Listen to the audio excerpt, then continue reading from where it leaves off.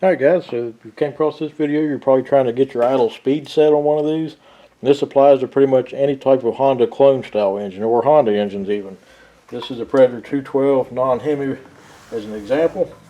So factory idle speed on probably 90% or more of small engines is 1800 RPM. So if you look here in the book, it's supposed to be set between 1800, give or take 50 RPM. So you can be between 1750 and 1850 RPM for your idle.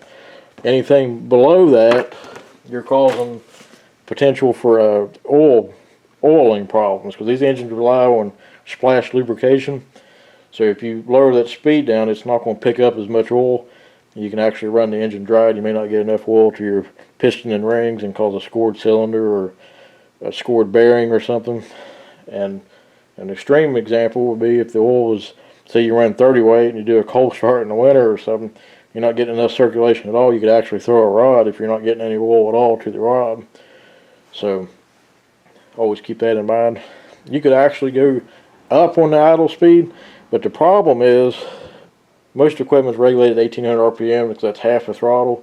And if you're using a centrifugal clutch, it's going to start to engage at about 1900 to 2000 RPM, give or take, whatever the clutch is rated for. So you got to be extremely careful with that if you're doing it on like a mini bike or a go-kart or anything with a centrifugal clutch. That's going to be your main safety problem with that. Other than that, you could actually set the idle speed up a little bit if you needed to. It's not going to damage the engine any, but it could just cause a potential safety problem on your piece of equipment. Alright, so I got a tack set up on here. This wraps around the spark plug wire, and it gives me a readout. Right now it's showing hours. Once it's run, it'll show RPM. I just had it running. It is set right at 1800 RPM from the factory, which is what it's supposed to be set up.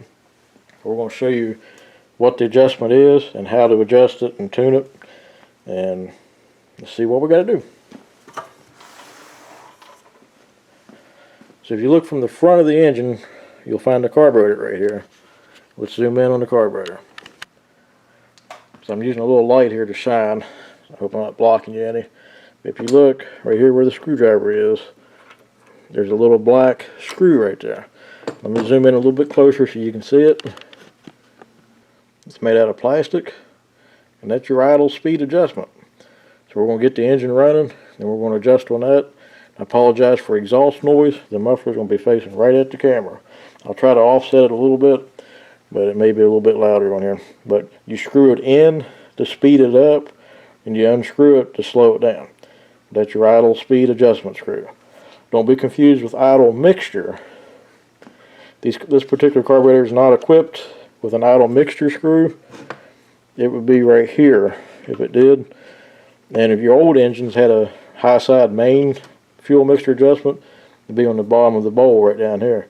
This is a fixed jet, so the fuel mixture is non-adjustable for the idle and the high speed on this. The only thing you can adjust is the idle speed and the govern throttle high speed setting, as you've seen in the previous video.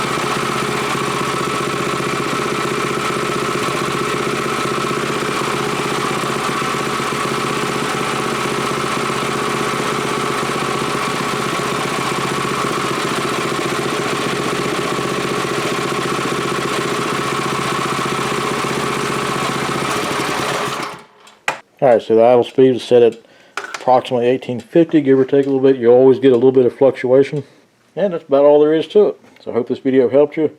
This is extremely important on like a go-kart or mini bike or something.